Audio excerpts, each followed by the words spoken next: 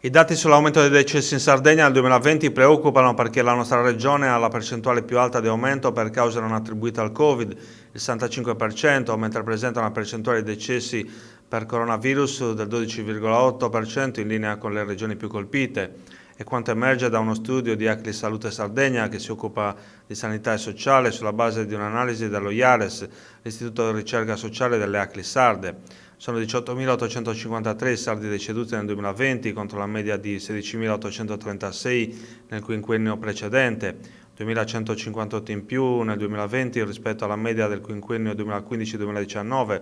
1.850 in più rispetto al 2019. Dati che, spiega una nota delle ACLI, triplicano i decessi dichiarati per Covid che la Regione al 31 dicembre 2020 indica in 747. Si tratta, rileva Franco Marras, presidente delle ACLI, di oltre 1.400 sardi deceduti per cause non attribuite al Covid, ma che in qualche modo ne potrebbero essere l'effetto indiretto. Centinaia di persone che potrebbero non aver ricevuto le prestazioni sanitarie necessarie per una prevenzione precoce o una terapia indispensabile dal sistema sanitario regionale, in gran parte impegnato nella lotta alla pandemia o paralizzato senza essere in grado di fornire i servizi essenziali.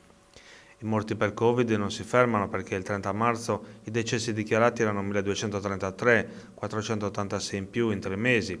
Da tempo la nostra associazione che tutela gli anziani, la FAP, così come gli sportelli di ACLI Salute, denunciano la carenza di servizi sanitari pubblici fondamentali e le lunghissime e inaccettabili liste d'attesa con sedute chirurgiche, visite diagnostiche rinviate sine die, prosegue il presidente Marras. L'assenza di prestazioni sanitarie fondamentali, come possono dimostrare i dati sulla mortalità, sono evidenti e dovrebbero essere di interesse più generale perché oltre alla vaccinazione delle persone ci sono anche le attività ordinarie da mantenere a pieno regime, conclude il presidente Marras.